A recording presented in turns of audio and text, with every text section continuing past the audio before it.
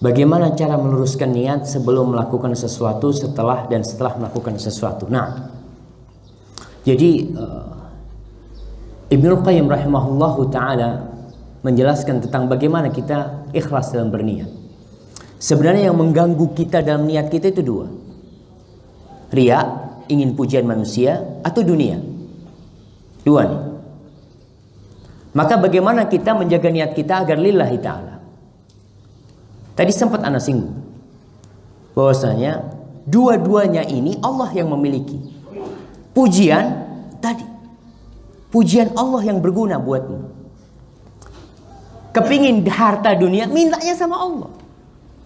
Kadang-kala kita beramal pura-pura sholat ya, yang kerja di kantor, karena bosnya selalu sholat di kantor, jadi dia selalu di soft pertama, di tempat yang bosnya bisa ngelihat. Supaya apa? Supaya naik pangkatnya. Itu yang antum inginkan. Antum tadi bukan ingin pujian bosnya, enggak, tapi ingin supaya pangkatnya naik, supaya kalau minta cuti dimudahkan sama bosnya umpamanya. Maka yang kedua hal ini Allah yang memilikinya. Tumbuhkan dalam hati kebesaran Allah, kekuasaan Allah, sehingga kita hanya meminta kepada Allah Subhanahu wa taala. Ini kalau kita bicara sebelum beramal. Di antara hal yang bisa menjaga niat adalah menyembunyikan amal itu. Amalan yang tersembunyi. Kenapa sholat sunnah dianjurkan di rumah? Dan kenapa dia itu lebih afdol? Kenapa sedekah sembunyi-sembunyi lebih afdol daripada sedekah terang-terangan? Karena itu akan lebih meluruskan niat. Antum sedekah, masya Allah. Antum sedekah umpamanya semen. Malam hari antum taruh di depan masjid, nggak ada yang tahu. Itu akan lebih ikhlas buat antum untuk menjaga niatnya. Tapi kalau sedekah terang siang-siang itu berat, karena dilihat orang sekampung. Teko sopo semen? Oh, Bapak Fulan. Satu kampung ngomong Bapak Fulan. Antum berat jagain niat ketika itu. Karena setiap ketemu orang, jazakallah khair, antum yang kirim semen itu. Doakanlah supaya ikhlas lillahi ta'ala. Tapi kan berat buat antum karena udah jadi omongan orang. Tapi kalau nggak ada yang ngomongin, selesai. Kalau sudah beramal ya antum tutupin. Artinya kalau sudah antum lakukan, bagaimana kalau bercampur Ustaz? Artinya datang niat-niat itu, antum tepis niat itu. Niat-niat riya itu nggak ada masalah insya Allah. Antum tidak ikut dalam niatnya, semoga tetap diterima oleh Allah Subhanahu wa taala. Ibadah haji dan umrah dulu masya Allah jamaah. Orang tahu-tahu pulang haji, pulang umrah. Sekarang dengan adanya medsos subhanallah. Orang di mana-mana selalu ada. Datang kajian, masya Allah langsung ganti statusnya. Sedang kajian Ustadz Syafiq. Kenapa harus diganti jamaah statusnya? Ketika antum berbuat maksiat antum ganti enggak? Maka mungkin seperti itu cara kita menjaga niat kita. Nah, mungkin pertanyaan kedua sama ya dengan pertanyaan pertama, atau kurang lebih sudah dijelaskan tadi.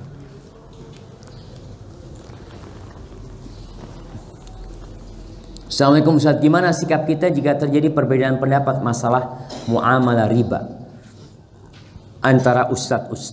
Contohnya hukum pesan makanan online via macam-macam lah yang ada sudah, via Gojek, via apa lagi sekarang jamaah. Di STDI ada dulu yang punya apa? Pesan yuk. Apa? Titip yuk gitu kan. Nah, hukum pesan makanan online. Saya bingung karena ini masalah riba Ustaz. Mohon penjelasannya. Wallah, antum harus tanya yang lebih alim. Karena kita lihat memang kita punya doktor ahli dalam muamalah, Dr. Muhammad Arifin Badri. Kita punya Dr. Irwandi yang mereka memiliki kredibilitas dalam masalah ini. Dan ustadz-ustadz yang lain di STDI. Antum bagaimana menghadapi hal itu? Jauhkan nafsu dari diri antum. Kalau antum orang yang bisa mengkaji, antum kaji dua pendapat tersebut. Iya Ustaz, ana alhamdulillah ana bisa mengkaji. Ana bisa membaca, ana bisa melihat. Antum lihat ini pendapatnya fulan, antum pendapatnya fulan. Antum baca, Selesai antum baca ini, perbandingkan. Setelah itu antum pilih. Ustaz, ana nggak ngerti apa-apa Ustaz. Baca Quran nggak bisa. Apalagi suruh mengkaji. Agamanya orang awam tuh taklid. Karena dia tidak bisa mengkaji. Maka bagaimana dia memilih dua pendapat tersebut? Dia lihat yang lebih alim. Dalam kondisi ini. Dia lihat yang lebih bertakwa. Dia lihat orang yang lebih zuhud dalam kehidupannya. Dia lihat alim yang mengamalkan amalannya. Mengamalkan ilmunya. Ketika itu anak pilih pendapatnya fulan. Karena anak nggak ngerti. Bukan ikut nafsu. Ketika ada dua pendapat ustaz, mana yang lebih mudah? Yang ini. Oh, anak ikut inilah. Bismillah. Kan saya orang awam, kata dia. Orang awam pun tidak seperti itu. Ketika antum memilih karena nafsu, ya nafsu yang antum dapatkan. Tapi antum memilih karena memang nggak paham mana. Ana lihat ustaz fulan yang lebih mengerti dalam bab ini, ya ana ikutilah ustaz fulan. Maka seperti itu. Ketika menghadapi dua pendapat yang berbeda. Barakallahu fikum. Bolehkah riya karena dalam urusan dunia? Ya ini penting nih. Pertanyaan ini penting jamaah. Dalam menuntut ilmu itu ada dua. Ilmu dunia, ilmu akhirat. Jelas. Kalau orang mencari ilmu dunia untuk dunia, tafadhol. Memang ilmunya untuk dunia. Seperti orang jadi insinyur. Untuk apa dia jadi insinyur? Untuk apa jemaah? Ya untuk bekerja, untuk dapat duit, tafadhol, nggak apa-apa. Tapi kalau menuntut ilmu agama untuk dunia, nggak akan mencium bau surga. Di sini perbedaan antara urusan dunia dan urusan agama. Rasulullah sallallahu alaihi wasallam mengatakan, "Man talabal ilma mimma yubtagha bihi wajhullah, la yatlubuhu illa liyusiba bihi 'aradan minad dunya, lam yajid raihatal jannah." Barang siapa yang menuntut ilmu yang seharusnya ilmu ini untuk mengharap wajah Allah, tapi dia tidak menuntutnya kecuali untuk mendapatkan dunia, maka dia tidak akan mendapatkan aroma surga. Ini misalnya bekerja rajin jika ada bos datang, dan jika ada bos bekerja normal saja. Ya, antum kalau bekerja ada bos supaya dapat fulus, ya antum akan dapat fulus. Tambahan umpamanya. Karena itu amalan memang urusan dunia. Antum akan dapatkan. Tapi kalau antum beramal rajin lillahi ta'ala jemaah, antum akan dapat dua. Dua apa? Bos akan menaikkan gaji antum. Allah Jalla Jalla akan memuliakan antum. Maka sejatinya ada orang yang takutnya hanya sama bos, tidak takut sama Allah SWT. Ini urusan dunia nih. Kalau ada bos, dia semangat. Kalau nggak ada bos, dia males-malesan. Bukan biasa. Ada orang yang ada bos, anak semangat. Nggak ada bos, anak tetap kerjaan tugas anak. Anak kerjakan tugas anak. Ada yang kalau ada bos, dia semangat. Nggak ada bos, duduk-dudukan. Ada bos langsung pura-pura ngetik. Nggak ada bos pegang HP. Itu nggak boleh yang seperti itu. Karena berkaitan dengan amanah kerjaan antum. Antum dapat amanah bekerja dan digaji dalam pekerjaan itu. Barakallahu fikum. Ustaz, bagaimana penjelasan hadis Nabi SAW hijrata ba'dal fatah? Ya. Nah, dengan istilah hijrah pada zaman sekarang. Hadis Rasul SAW yang mengatakan la hijrata ba'dal fatah. Tidak ada hijrah setelah penaklukan kota Mekah. Kenapa tidak ada hijrah? Karena kota Mekah sudah menjadi negeri Islam. Udah nggak ada lagi hijrah. Tapi hijrah dari negeri kafir ke negeri Islam tetap ada sampai hari kiamat.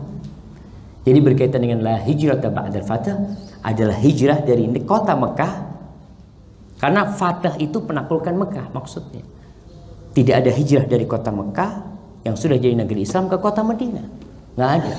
Orang niat hijrah meninggalkan Mekah, tapi orang dari Mekah mau ke Madinah, mau belajar menuntut ilmu di Madinah, nggak ada masalah. Niatnya bukan hijrah lagi, karena negerinya sudah dari negeri Islam. Ada nggak hijrah? Anak hijrah Ustaz. Dari mana?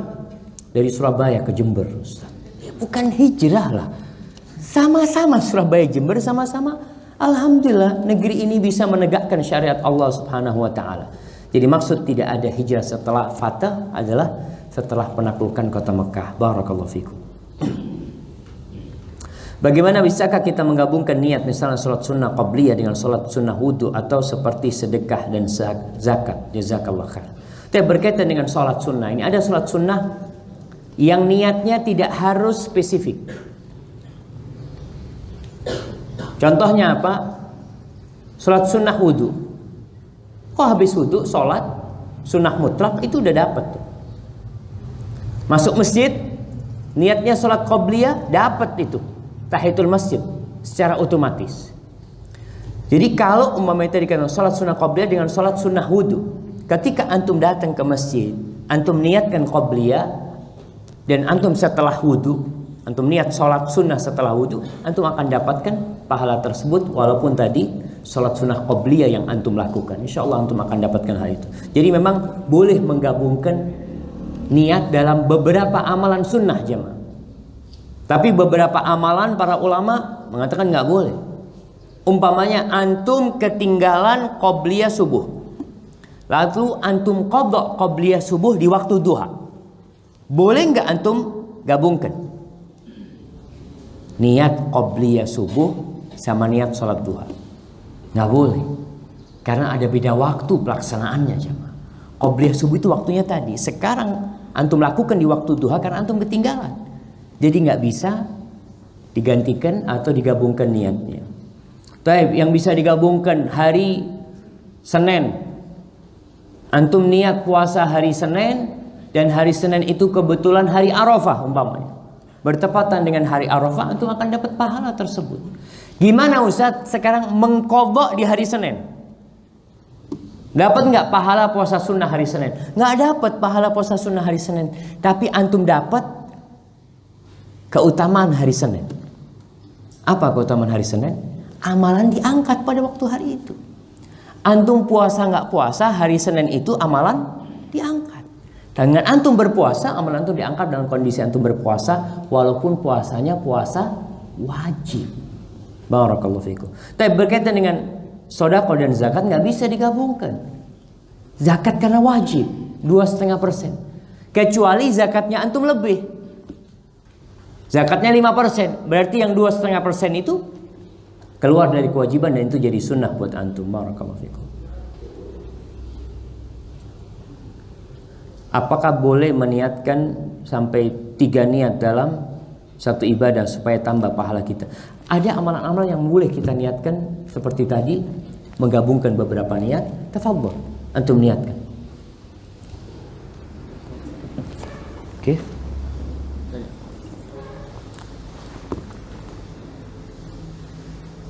Nah, oh ini.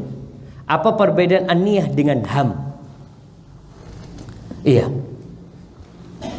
Niat dengan ham. Ham itu bisa berarti hanya keinginan.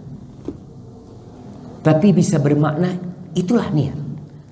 Tadi yang kita sampaikan bahwasanya niat itu bisa bermakna iradah, keinginan.